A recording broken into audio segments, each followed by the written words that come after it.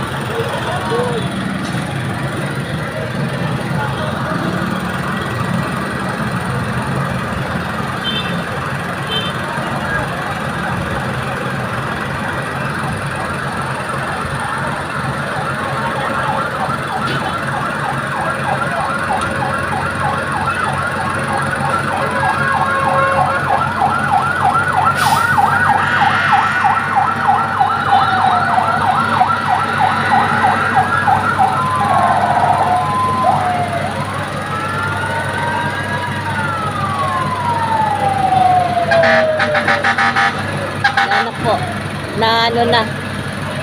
Pero ano pa rin, inaanuhan pa rin ng mga bumbero.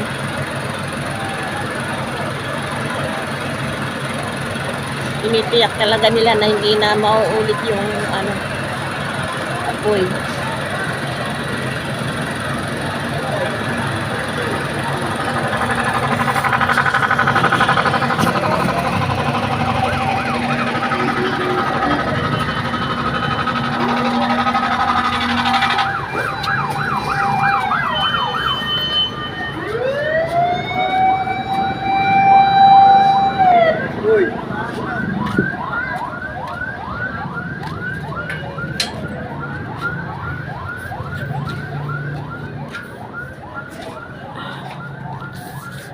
Grabe. Nanghina ako. Una kong tiningnan, bakit ka ako namumula dito? Pumunta ako, hindi ako pumunta dyan. Pumunta ako doon kasi namumula eh. Nung nakita ko, Narinig ko lang, parang may Anga. gulong. nakita ko, sabi ko, bakit pulang-pula? Kumano na ako. Gigisingin saan nakita na ako, nakapapal ka nagising sa akin. Nakita ko kagad, parang magulo. Akala ko may nagra-riot dyan sa baba. Sigawan ng sigawan. Pulang-pula eh.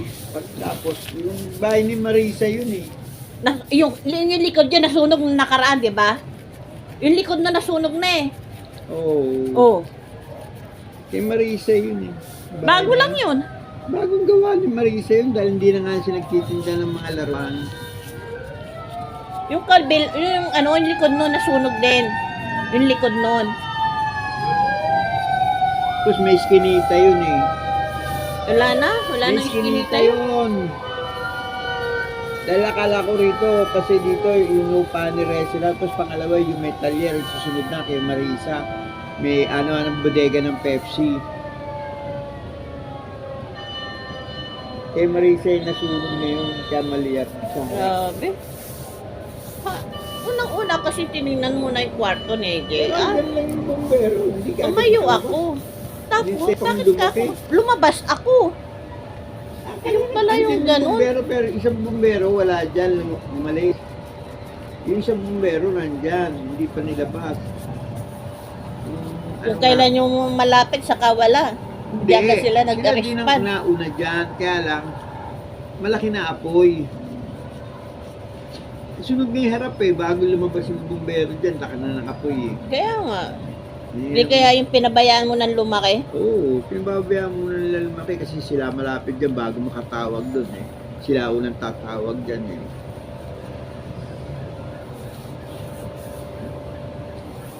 Alam mo, binomba kagad, sandali lang, patay na. Sandali lang. Bago dumating yung maraming bumbero. Pinasok na nila yung taas. Wala na eh. Tiniyak nila na hindi na maano eh. Eh ano yun eh, mga tindahan ni Marisa yun eh. Likod niya nasunog na rin eh. Malapit yun sa may yung likod naman, malapit dun sa mga gamit ng mga hardware. Oh. Hindi, Sabi ko, Diyos ko. kay Marisa bahay yung tindahan pa rin yun ng mga unique, mga bebang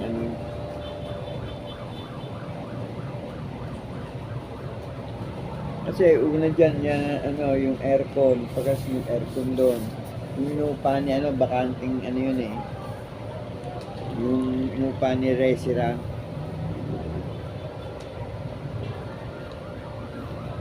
Tapos kay Marisa. May iskinita doon kay Marisa. Umuulan ngayon. Tigan. Ano yun? Maamon kanina pa eh. Natinig ko yan, may parang nagkakagulo.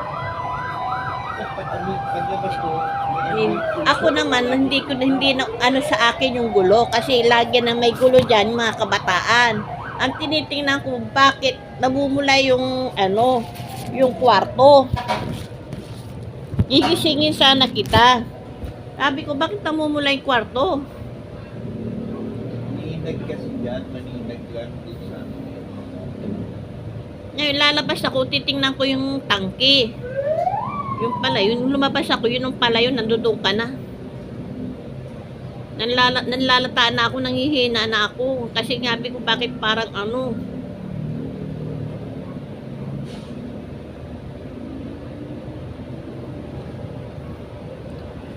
talaga man.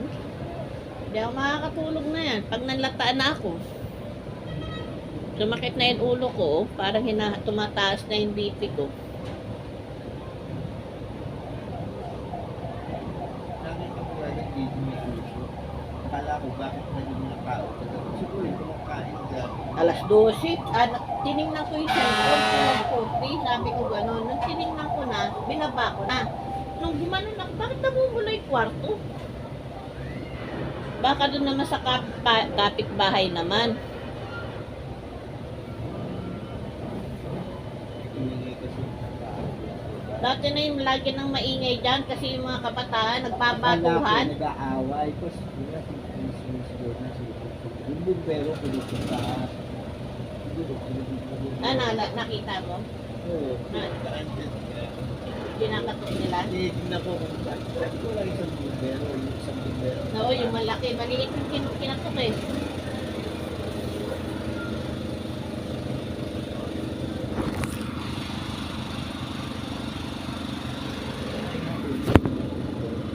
Nangangamoy ano eh. Kuryente. Aka naman, susunog ng ano, lagi yan eh. Nagsusunog ng goma.